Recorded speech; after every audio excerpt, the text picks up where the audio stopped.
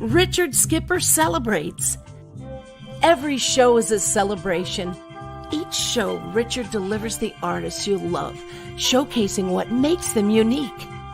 Never gossipy. The antidote to a sometimes hectic world. Now, here's your host, Richard Skipper. May Day! It's the lusty month of May. Happy May, everyone, and welcome to Richard Skipper Celebrates. For those of you who are coming back, welcome. And for those of you who are here for the first time, my show is about celebrating artists and their body of worth. What makes a great artist? How do they get from point A to point B and beyond? I'm thrilled that you're here today. If it's your first time here, my hope is that you will subscribe to Richard Skipper Celebrates on YouTube. If you like today's show, please hit the like button, leave a comment, and share with your friends, because that gets both Alan Mercer, our very special guest today, and myself out there. And it's all about building that audience. Alan, I want to thank you so much for being here. Before we begin, I want to put everything in perspective with where we are right now. Today marks 413 days since our Broadway theaters shut down. And of course, that's had a ripple effect across the entire nation. So I want to ask, how are you doing really in the midst of this crazy world we find ourselves in? And thank you for being here. It's my pleasure to be here. Thank you for asking me to come here and talk about art and life. And yeah, I'm doing fine. I have a kind of philosophical approach to life. And when I saw what was happening last year, I said, well, that must be what's intended. We're all of us that are used to going out there and being ambitious and you know, trying to get our creative energy out there. It was just time to pull back, you know, and we'll be stronger and better now. I feel all of us. Mm-hmm. So, you know, well, I haven't suffered really. I mean, I can't, you know, say I've suffered. You know, it's very interesting because most of the artists that I've interviewed, this series started as a result of COVID. Most of the artists that I've interviewed have all said the same thing. They are actually thriving during this time. And you and I are on the same page as far as our outlook on life, which I'm thrilled about, because I think of this time as a pause. It's a pause, and I've said this before in previous shows, it's a pause for us to think about what we have in our lives, what we love about our lives, what we don't like, what we want, what we don't want. All of those things are swirling around us on a daily basis. As I mentioned, theater shut down 413 days ago. That was March 11th of last year. What did your calendar look like prior to everything shutting down? Well, it looked what I would say is typical, which you know, is every couple of weeks or so, I would have a photo shoot or something along like that. And you know, the minute it shut down, I was like, okay, I guess I'm done. You know, I guess it's not really, because I love interviewing people, and you know, because I've had a blog that's over 12 years old now, and you know, that just kind of went away. You know, I don't know what to say. Let me ask you, what was the first cancellation that you got? And were you, even with your outlook on life, aware of what was, none of us knew what the year would hold, but how did that impact you at the moment that that first cancellation came about? Sad. You know, because I, like most of us, I really enjoy what I do. And it doesn't feel so much like work. You know, it feels more like life giving and affirming. So I really had to trust. It became a trust issue, and that's trusting in the higher force. You know, and then the other thing is, I mean, especially at first, I was like, okay, I cannot get COVID. That was really what I was thinking too. So I put a lot of energy into doing what we needed to do, you know, living safely. and I've made it through, with no problems. And I am vaccinated now, fully Same here. vaccinated. So I feel much more optimistic about going on an airplane. So I expect, to be going to Los Angeles in the near future and New York City in the near future, and who knows where else. Now that things are starting to open up, are you starting to get calls for projects? Uh, I haven't gotten anything at this moment yet. I mean, I missed so many things, opportunities to shoot album covers because I wasn't willing to travel. Hmm. And so I would imagine that by this summer, I have been enjoying not being ambitious. I have. I just thought this is kind of what it feels like to be semi-retired. And Yeah. and you know what? I put my energy into other things, other aspects of life that are just as important. And you So and I are both in a profession where, for the most part, retirement is foisted upon us, as yes, opposed to that being something that we pursue. Um, yes, are you still in Texas? Is that your home yes, I base? am. Yes, and I left California, I guess 7 years ago because my father was not doing well and he was coming to the end of his life, Mhm. and I wanted to be here and be a part of that. And I actually think I was a little ahead of the game because so many people left, and I was thinking to myself, what if I was in Los Angeles when this all started? It really would have been much more harrowing. I really felt blessed that I was not there because it's a very easy trip. I traveled back and forth quite a bit, the last 6 years before this. So it really has worked out fine. And when I'm here, I instead of doing like actors so much, since there's not really any here, I really just started working with musicians where we have an extra amount of incredibly talented musicians here. And I love music of all kinds, Mhm. and so it's been very fulfilling. Well, we're going to talk about your work in just a moment, but I want to ask you, with your trips back and forth, do you go on an individual project basis? Or when you do get a trip to go out to California or back to Texas, as you were at that time, did you go with a cluster of projects to Mhm. work on? Normally there'd be one to initiate it. Mhm. And then once I had that, then I would reach out to other people who I have told me, "Whenever you're gonna be here, let us know," and they'll so that's usually how it worked, and so I usually ended up doing, I mean, sometimes up to 10 jobs in 2 or 3 days.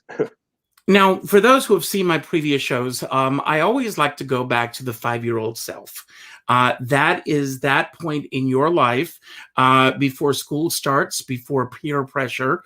The pressure is put upon you by teachers, other students, friends, all of that.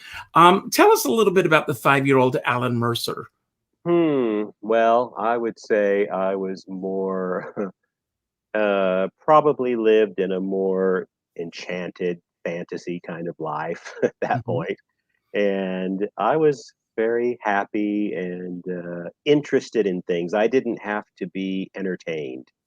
I was very good at self entertaining, and I still am actually. I'm Mhm. still very. That's probably why it wasn't so hard this past year. Because I, while I enjoy socializing and being out with people, it's not something that I'm desperately in need of.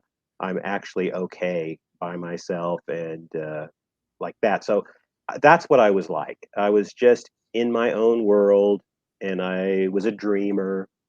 And I would say more uh, just, well, everybody's innocent at that point.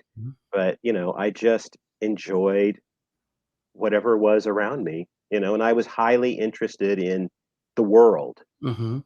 like comic books that talked about Europe, things like that. So I'm still somewhat that same person. I'm pretty simple, Mhm. pretty simple. And when, where, and how did the photography begin for you? Well, I always was interested in photography, and I always just adored magazines, that had lots of beautiful pictures. Hmm. I had books when I was a kid and a teenager. I had books that had all the old Hollywood glamour photos from the 30s, 40s, 50s, and all that. Those were highly, I was highly impressionable with those, and I thought they were otherworldly, you know. And then as I got a little older, I was interested more like in the fashion shoots, like Richard Avedon and Scavullo were two of my biggest influences, and I got to meet both of them. And I spent a day with Richard Avedon, and when he came actually to Fort Worth, the museum, when he had done these Western people like, just everyday people, and they did huge blow ups of them in the museum here. And I was one of the few, I think 20 of us got to spend the day with him. What a remarkable experience And did that you get a was. chance to photograph him? No, I didn't even know if I had a camera, frankly, but Okay. because I was always more into art, painting and drawing. That was my identity, actually, starting almost at kindergarten. How did you Because get your first camera? Was it something that was given to you, or was it something that you purchased on your own? my dad gave me my first camera, and I was just always taking pictures, especially like when I would go to concerts, Hmm. and I was taking live shots then. And but I did think of it, as a way to make a living. But I was so into painting and drawing, and then I actually had the chance to meet Andy Warhol. So I did a drawing of him, and he really was encouraging, and he actually just took it from me and then signed his name on it. And he said, "Here, let this be something valuable for you."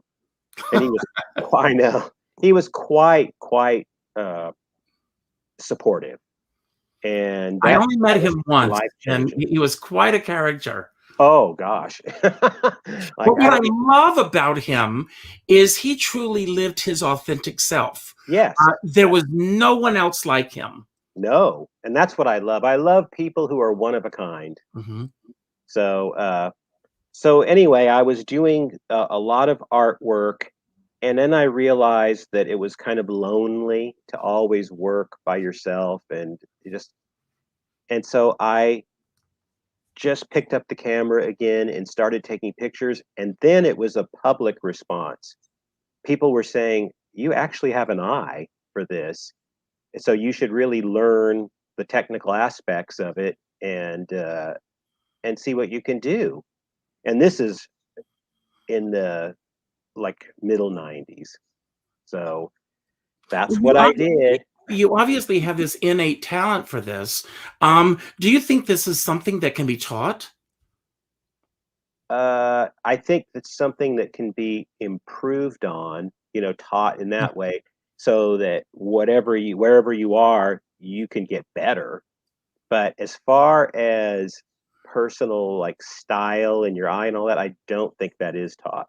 I think that has to be, that's the gift. And So what was the first moment for you where your first, what you consider your big break? And the interesting thing about perceptions of breaks is that sometimes what other people think is the break is not necessarily what we feel inside. But for you personally, what was that break for you? well, I'll tell you, I have tried to live a life of intention, because intention, I think, is powerful. So in the late 90s, and the internet was fairly new and there wasn't much, but I said it only makes sense to put a gallery. The portfolio that you would carry around and take to agencies should Mhm. just be online. But I was really ahead because that really didn't exist then. But I did get a website up in November of 97 with the intention that someone from Los Angeles would see it and think, this guy has the ability to do what we need. And it honestly was almost immediately I got a call from the Academy Award winning director, James Mall, who Mm. won for Best Documentary The Last Days. and DVDs were fairly new then, and he said, I need a picture for the DVD of The Last Days, and I'm willing to fly to Dallas if you will do it. You'll do the job. And of course, I was elated. Now, how did he find you? I mean, it's one On thing. the website. Well, but obviously there has to be a way that they find you on the I web. think he just went, I don't think Google existed yet, but Mhm. he did search on the internet and found my website. Wow. So Wow. that was the whole point of getting the website, was to get someone in Los Angeles to catch their eye. And not only did he then come in and have me do the picture that's on the DVD, but he actually said, I work for Steven Spielberg, and we are looking for a photographer to do a photo shoot with Steven and like 6 other world directors from other countries. And if you want to do it, we'd like to hire you. And that's when I moved. I just moved to Los Angeles. I thought, okay, that's all I needed. I mean, And to make a move like that is sheer faith, number one. it is sheer faith. But did you? I mean, and obviously you're going out for a specific project. You don't know how that's going to last. You don't know if there's going to be a success behind that. No, not at all. And honestly, there wasn't for like another year. I did that, but it's almost meaningless in some ways. You know, it does get you this much attention to say Mhm. Steven Spielberg. But the experience was what was so awesome, because he was filming a movie, Minority Report, at the time, and so they didn't know for a month we location scouted at all the studios because they didn't know where he was going to be on the particular day, April 9th, that we were going to do it. So I'd go to all the studios, and they would open every door, anything you wanted, that kind of thing. Mhm. And then the truth is, it was all just kind of for nothing, because the day before he said 20th Century Fox, that's where we're doing it. So we could have just gone the day before, but it was just fun, taking in all these like Warner Brothers to Jack Warner's office, things that everybody doesn't see. So you So, said that after that, it took almost a year before. oh yeah. So what did you do for survival?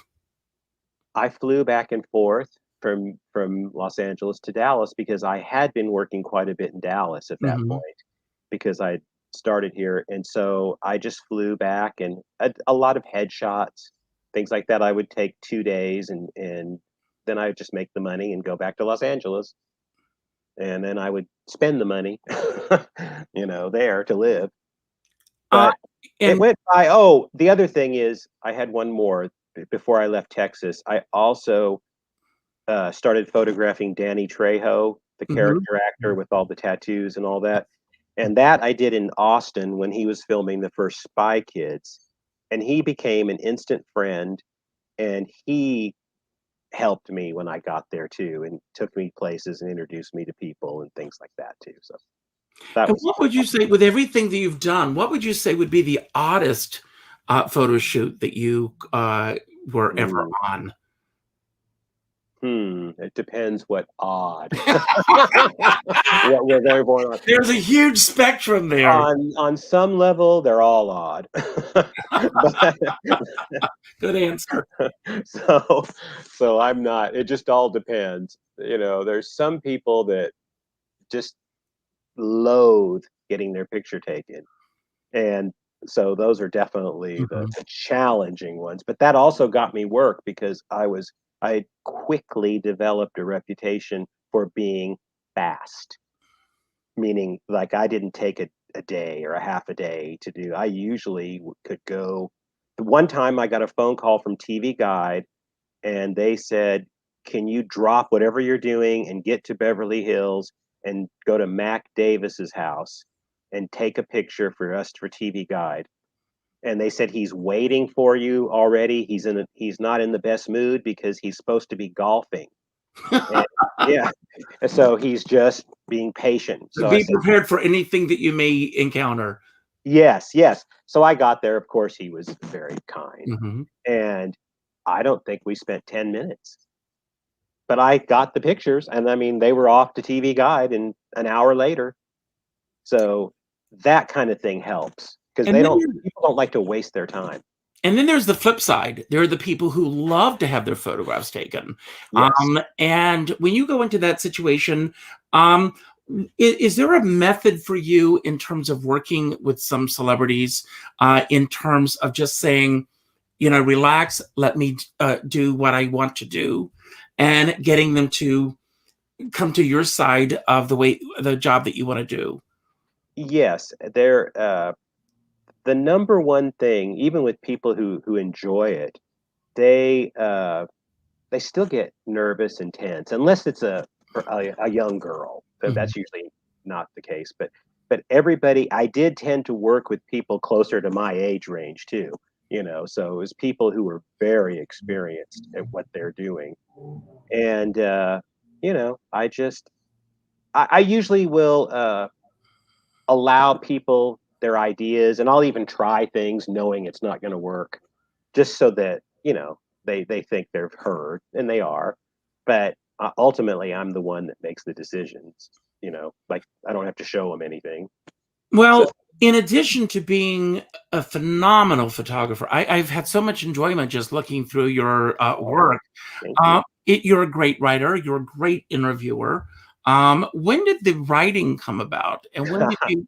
And Oh yeah, how did that begin? my blog started in 2009 as a means of relevance and survival because the jobs dropped out big time at that point too. That's when the economy kind of collapsed, and jobs that were paying $2,000 the month before were paying $200 all of a sudden. So I was like, and not coming fast enough either. So I thought, I really need a purpose. Well, let me ask you before you move on. When that happened, were you able to go with the flow in terms of dropping your fees, or Oh, yeah. I you mean, had to? yes, I've always kept everything again pretty basic. I've never tried to I always said some people just want to make a ton of money in Mhm. 5 minutes and do nothing. I've never really thought like that, and I've always, for me, I mean, I waited tables at one point. So, Mhm. like when I was younger. No, I've So, done it too. so, you know, any even fees that would say, well, like say $200, even if I was used to making more, still $200 to take a picture. I mean, I still was like, sure, if I could have enough of them, then I would be okay. So I always try to, especially with actors, I always try to be considerate of people's budgets. And I always have even said to people, uh, even to this day, when they think you're going to be too expensive, I don't even know what you charge, but it'll be more than I can afford. And I always say, don't be so sure. I mean, just talk to me, be real. And, you know, I, I don't have a problem, Mhm. making a range. And if I like you and I want to do it, I'll do it free.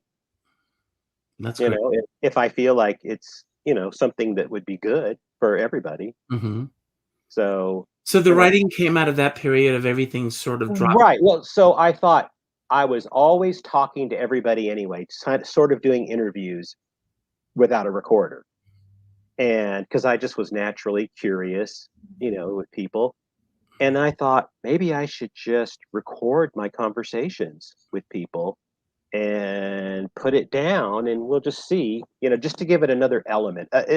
In other words, it's like a portrait, the picture, but then the portrait also is the words. Mhm. Mhm. So I don't even think of myself so much as a writer as a more of a transcriber and editor, Mhm. because it's really not a lot of actual writing. It's more just conversation. So when you're doing the photography and you're putting this into your blog as well, uh, you were actually recording the conversation that was going on during the photo shoot itself.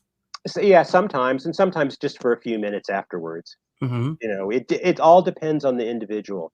some people are so easy and relaxed, and they'll talk the whole time, and you could do it. And other people are not.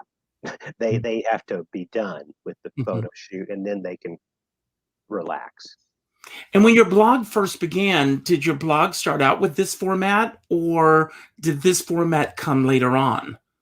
It started out like that, just pretty much right away, and it really hasn't altered. Okay. And who was the first? The very, very first person was my dear friend Mamie Van Doren, and it was Uh, just a tiny little thing. It was like and a your 5 minute. photographs of her are phenomenal, by the way. Just Oh, well. incredible. Mamie has been my school, my glamour school, to go along with studying the works of the great Hollywood photographers like George Horrell and Oh, yes. others. She taught me more than anyone. So that was just meant to be, and I felt it too. I just wrote her a letter. Yeah, she had a website too, long before most people. Mhm. Mhm. And I wrote her a letter, and she responded. It was funny though, because I said, "Please let me, let's work together. Let's see what we can do." And she wrote back, "Oh, that sounds great. We'll do it." That's all. I was like, "Okay." So let me write again. Okay, so when would you like to do this? And but we hit it off instantly, instantly. And I don't think I'll ever have another relationship with another human like I have with her. And why It's do just you say one of that? a kind. Because it was so fast, so bonded, and like family. We became family instantly. Mhm. And I wish that happened more. How nice would that be?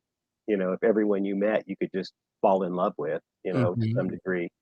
And It does no, happen. It does happen. it does happen, yes. And it's happened. I have many people that I've adored, right away too. But there's something about Mamie, just something different about her, just overall.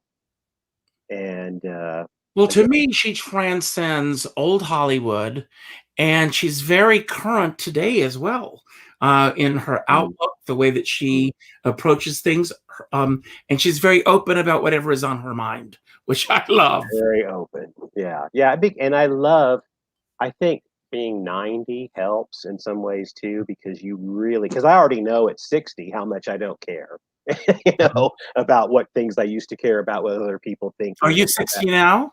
I'm going to be 63. Yeah, Wow. in Well, August. Yeah, I just turned 60 in February. yeah, So, and I feel the same way. yeah. Absolutely. I love it. Yeah, I think it's as long as you're healthy, who cares what your age is? I think of the song, from The King and I, if you become a teacher, by your pupils you'll Mm, be taught.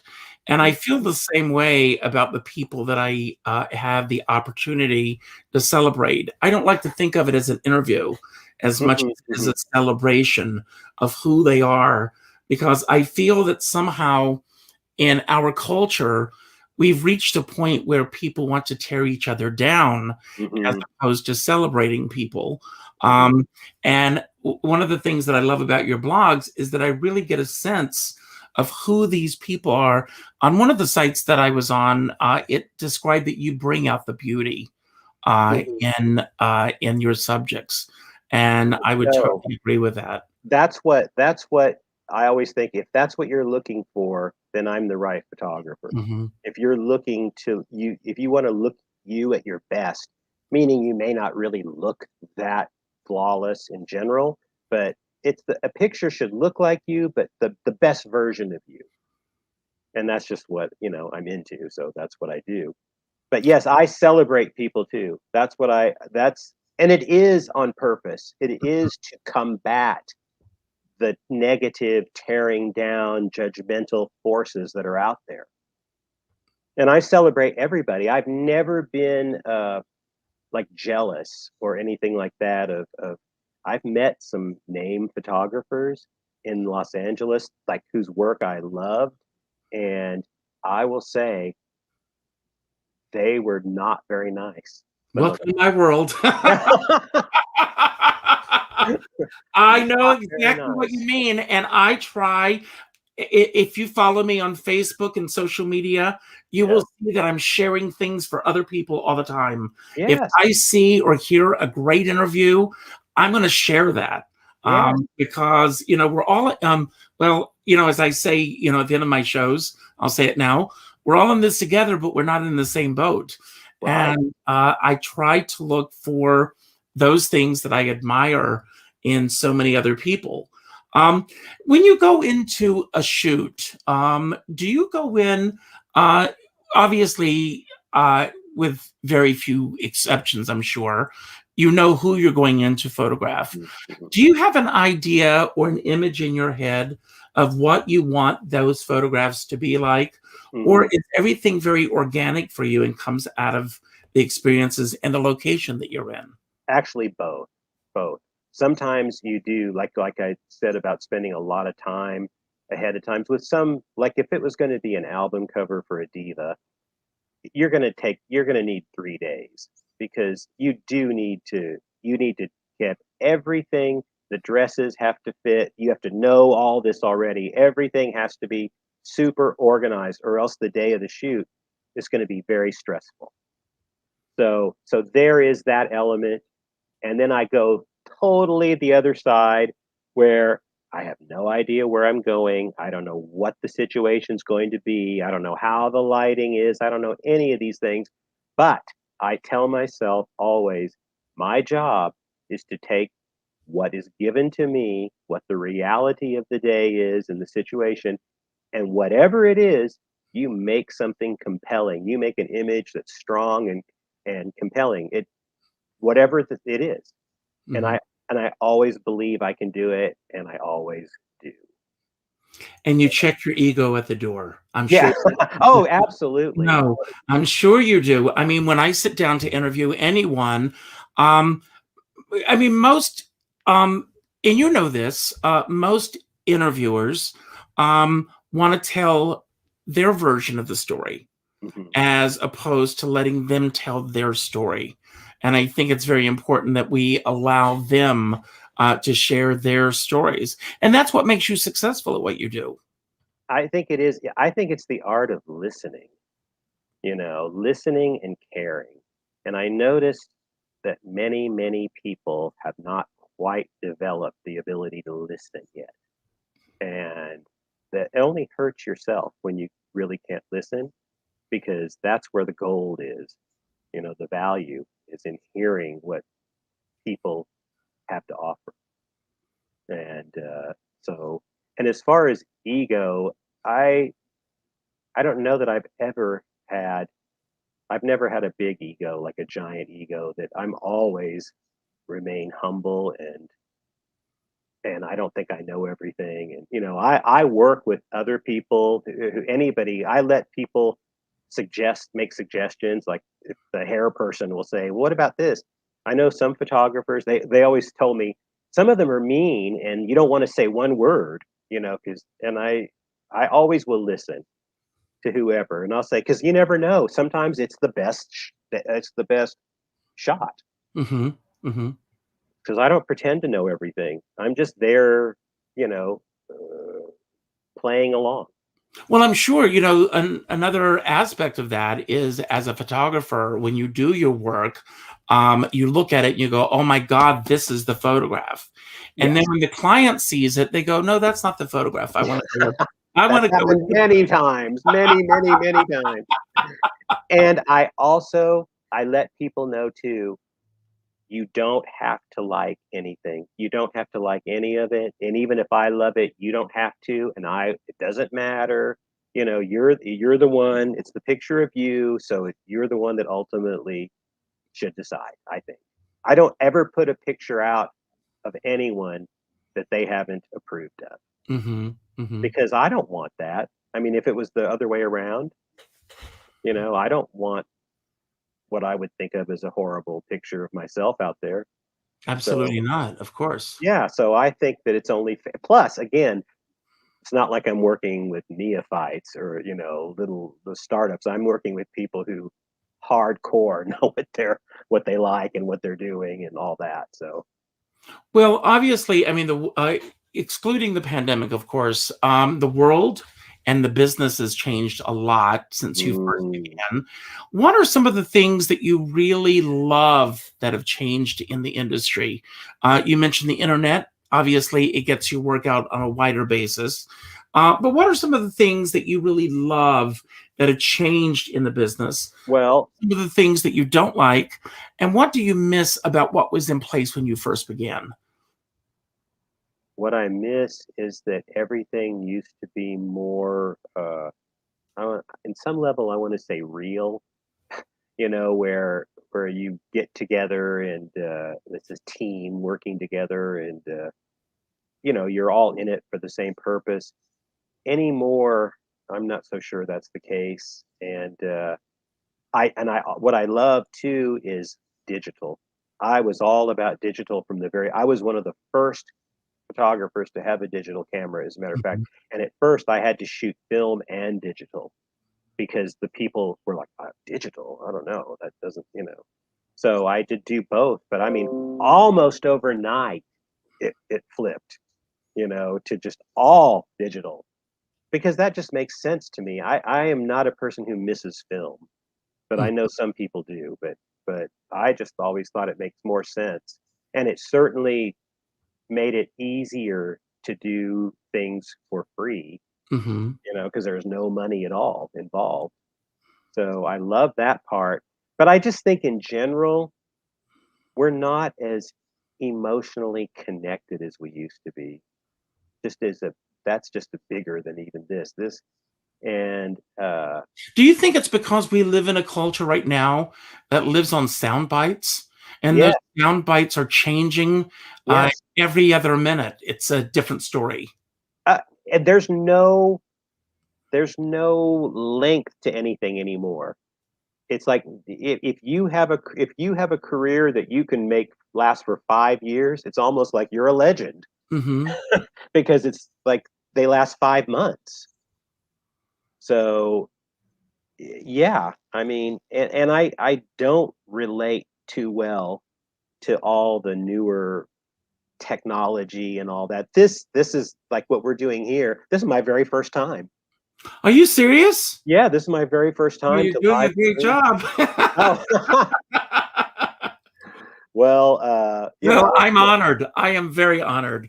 oh, I'm honored. I I would just think that you would be doing hundreds of interviews like this. no. Well, I mean, I've gotten asked a couple more times now just since this, but I think it's just because it's the new thing. But Well, it's very interesting because when I started doing this last year, I wanted to start as a podcast, and then the live stream began, and now it's just exclusively through my YouTube channel, I love it. which I am loving.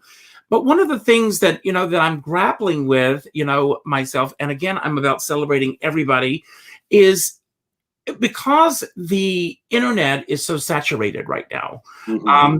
People will do like 25 interviews in the course of 2 weeks. Hmm. And you're trying to build an audience, you're trying to get the word out, and you see it would be like you photographing a celebrity and then seeing that they have a shoot the next day and the day after that and the next day after Hmm. that. Hmm. And it's hard to establish yourself when that's going on. And I don't want to begrudge anyone from doing all these interviews, but I think if everybody would spread it out a little bit, Hmm. it would have a greater impact for everybody. I'm not Yeah. talking about just myself, but the artist and the other interviewers out there as well. Yes, I agree. Yeah, it is. And like I said, everything is just boom, boom, boom, boom, boom now. So I don't know how anything, and this is what I don't like too. People looking to go viral. Mhm. Like I want to do something that'll go viral. I want to be I an don't, influencer, yes, it doesn't work that way. It right? does. Those things are organic and magic. If whatever happens, it just will. Then you can't control it, or you can't make it happen. Well, it's very interesting because looking at my analytics, my audience is mostly from 55 and older, Hmm. but binge watching my shows late at night. So I do a show, and then I don't even look at the numbers of how many people are looking at it when I do it live. Hmm. And especially now, it's a beautiful day here in New York. Hmm. People are getting vaccinated. People are starting to go out more, Hmm. but people are still having trouble sleeping at night. And there we are. Yeah, yeah. Oh, and your show's great for that. Actually, I did that last night too with yours. I Thank just you. watched about 8 of them in a row, Well, and it thank you. was I appreciate so, so good. it. It's because it's so relaxed. I Um, think that's what helps. And everybody's so relaxed with you. I think you know most of the people that you're talking to. Not always. No, no. Yes, it I mean, always you and I are sitting here for the first time. true, true. And I just I but mean, you I've guys are some of my admired your work. I favorite don't know if you people. remember this. I actually, when I was, in my other career, I reached out to you several years I ago. remember. I remember. Yeah. And I said, I love your work so much. So this is an Yeah, honor to yeah. sit here and talk with Well, you. the next time I'm in New York, I will definitely let you know, and we will definitely get you a portrait. Oh, that Uh, would mean the world to me. oh well, yeah, that'll be just pure fun. Now, So something you mentioned earlier, and this little light bulb went off back here. You mentioned that as the year has unfolded, it's given you an opportunity to not be as ambitious. And mhm. I want to ask, how ambitious are you in terms of pursuing your work? You obviously have a body of worth underneath you and behind you. Um, do a lot of the projects that you do, again, pandemic excluded, come your way because of your past, or are you still finding that you're pursuing the work? And are you pursuing the work on the same level that you were, let's say, 10 years ago? uh, yeah, I have not pursued anything. I will start pursuing. I don't think it'll be the same level exactly because I think that again after 60, you have to be a little less ambitious, or else you have no soul. Not to take away, ambition is and I was ambitious. I Mhm. think I don't think you can get what you get without being That's ambitious. right. That's right. I don't think it doesn't just fall in your lap. So I would say I was ambitious, and I'm still enjoying everything. But like now, I've been photographing uh, like beauty pageant, Mhm. and I mean, I love it. It's easy, it's beautiful, and it's a living. Are So beauty pageants still very popular in Texas? I believe they are I mean, all I look. kinds. Yeah, it's so interesting that, this culture in this world that we're living in right now. And I asked you earlier about changes in the business, but the world has changed also. I mean, the Miss America pageant was something that everyone lived for. The Yeah, Oscars last yeah. week. Bill Maher, who I loved, I was watching him last night, and he was talking about the Oscars, and he says it was almost as if they, this year, and, with all due respect to the creative team, it was almost as if they said, we dare you to be entertained. I agree. It was pretty bland. I was disappointed for sure. And I don't know, maybe they should have just skipped them in some ways. Well, the thing about going to the movies, something that I love to do. I love the experience of going to the movies and sitting, and, I miss the singular movie Mhm, theaters as mhm. opposed to the cineplexes. Oh, yeah, Um, yeah. there was just something special about standing in line to go to see one Oh, movie. yeah, yeah. And that experience, I think, has really disappeared. I And I don't would think it's love to coming see back. that come back. Um, I hope it does, but I don't know. I don't know anymore. Because again, when I look at the 20-year-olds, and it's like almost as a study, and seeing how little they care about things like that. mhm. They're quite content on their phone or their tablet or whatever. So I don't know. I don't know what to say. Well, let me ask you, It's awesome. how does social media impact your life? Are you one of those people walking around with your iPhone, or are there times where you just turn it off? I turn off my phone, and I am not. I'm not addicted to it, or Yeah. I'm not on it. I do now. Social media has been around forever, and now it feels like, because I've been on it for 15 years or something, if you Mhm. count MySpace and all that.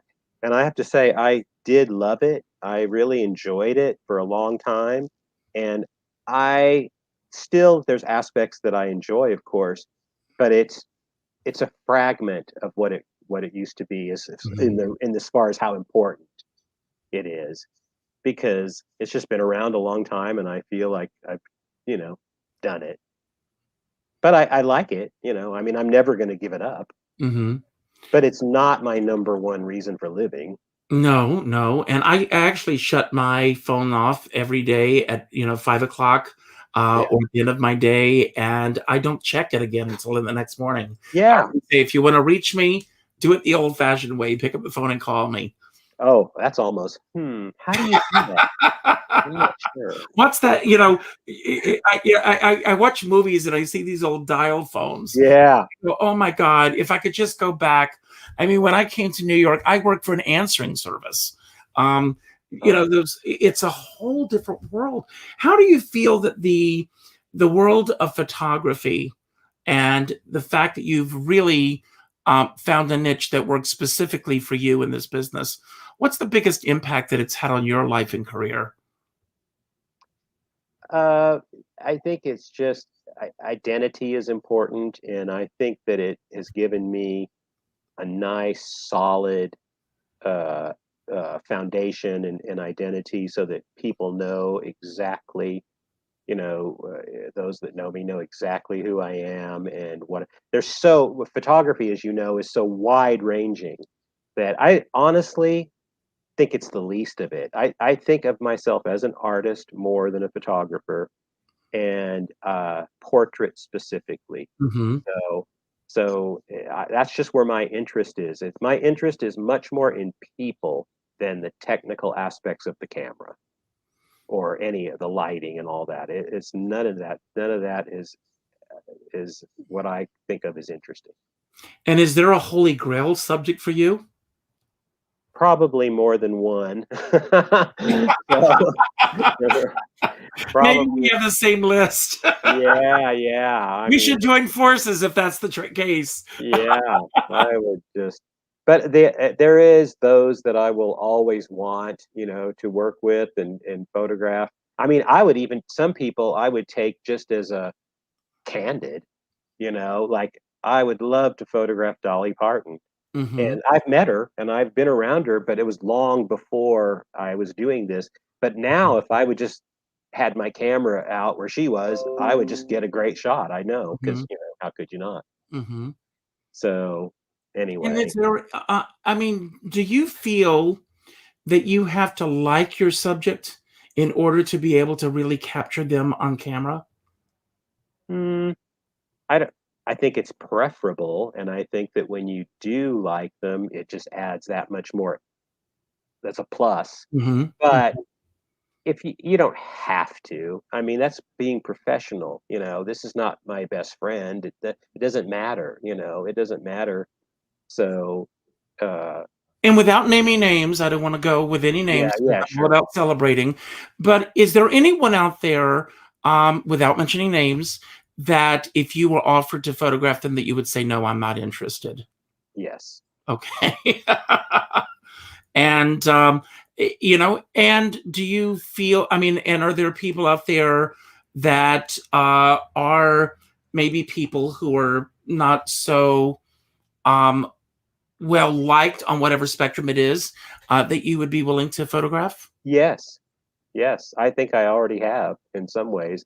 Controversial type people, Mhm, and like I just try to be non-judgmental for the most part, mhm, you know, and you know, and I would everything's an opportunity. So you just want the opportunities to you know, capture some people. It just I don't even know why. It's just what I like. But Joan yeah, Crawford once said, "Be nice to every person you come in contact with, because the person sweeping the floor today is running the studio tomorrow." And then that's a friend so of true. mine went a step further and the person running the studio today is sweeping floors tomorrow. Yes. Boy, is that true. And the other thing that I can kind of throw in there with that is that you learn not to, doesn't matter what I think about somebody. I don't need to share that because you never know. I saw it happen before with other people. Somebody complaining about somebody, and then they go, "Oh, that person's my neighbor." In Hollywood, everybody knows everybody, a That's right. little bit at least. So then you go, "Oh, that person was like, I said something, and now you're their best friend." And that's true of all of us, everybody. Let that be a lesson Yeah. to you with what you post on social media. Yes. I don't understand that at all. I don't understand being hateful. I don't either. I don't I, either. just in general, I don't get it. And And what blows me are the pages on social media that are supposedly like Broadway sites or yeah, Hollywood sites yeah. where it's about celebrating the art form of theater or film. And yet there's someone out there who says, well, I hate this person. And then everybody puts their reasons why they hate that person. It is so wild to that because of how I believe. To me, you're hurting yourself the most when you do things like that. That's because if you don't want that to be a part of it, don't give energy to negative thoughts, Mhm. and if you're focusing on that, you're not focusing on something uplifting and positive and life affirming.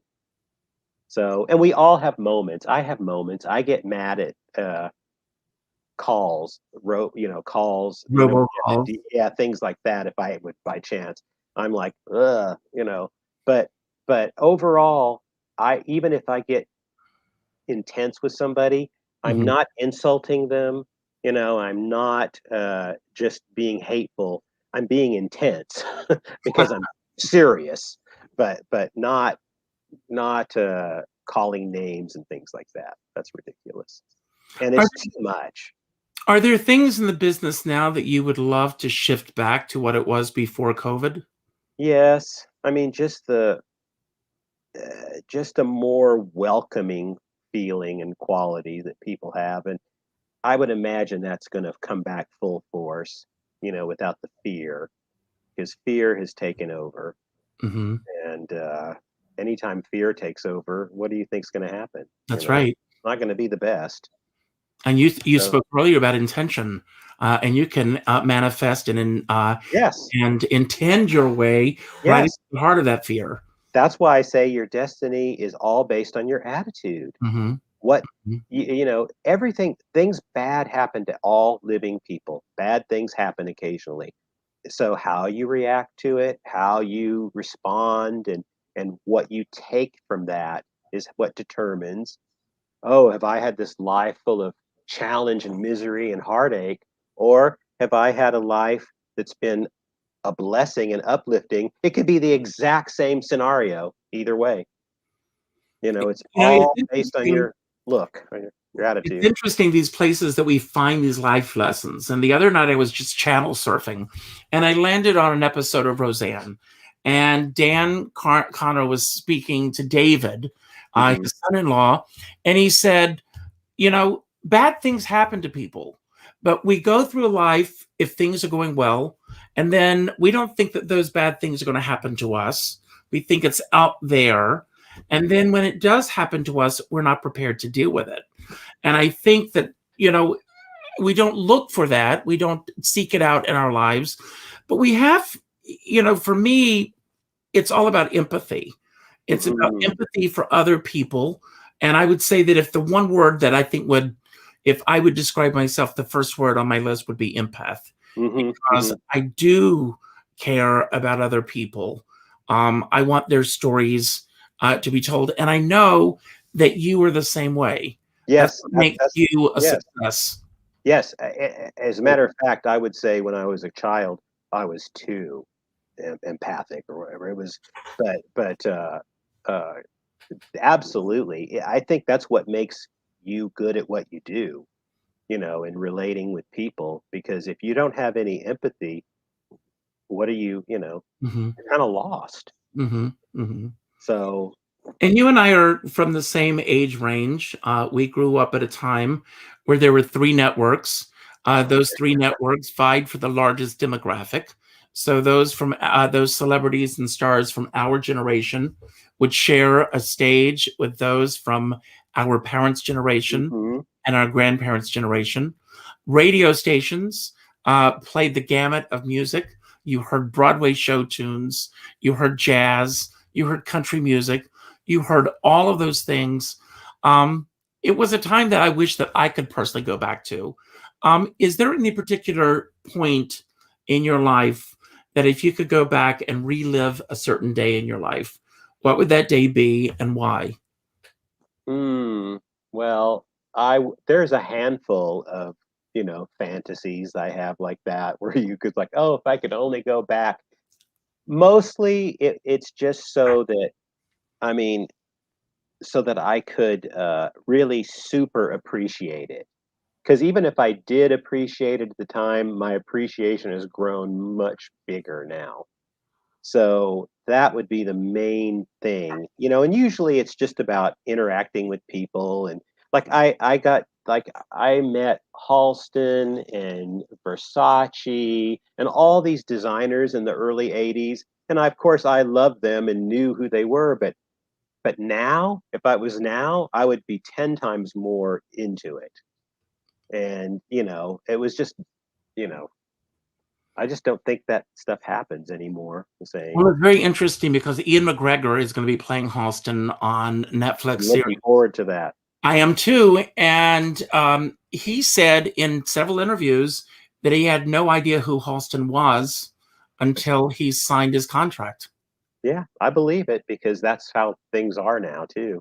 Wow. I mean, Well, Alan, I am so glad to get to know you. I can't believe this, but we are at the end of our show. what a joy.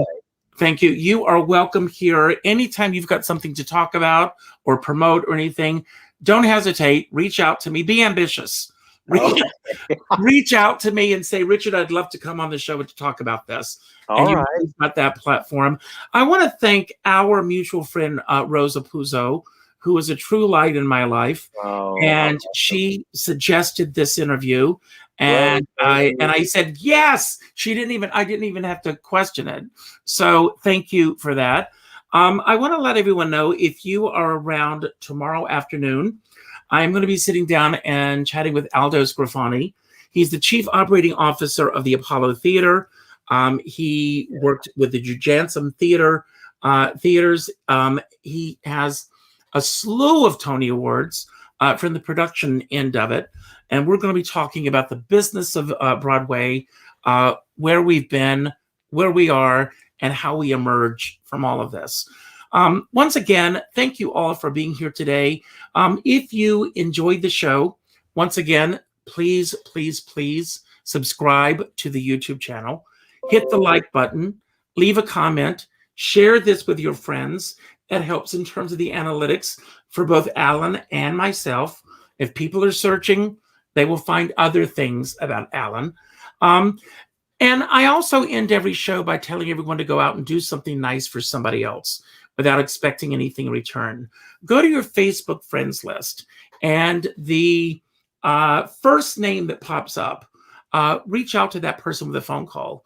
Not an email, not a text message, not a private message, but a phone call, just to let that person know what they mean in your life. As I've said in every show almost, as my dear friend David Friedman says, we're all in this together, but we're not in the same boat. And you never know what someone else is going through right now.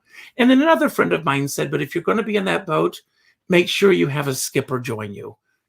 So think about that for a moment. Now, Alan, I'm going to leave the screen and I'm going to give you the platform for yourself.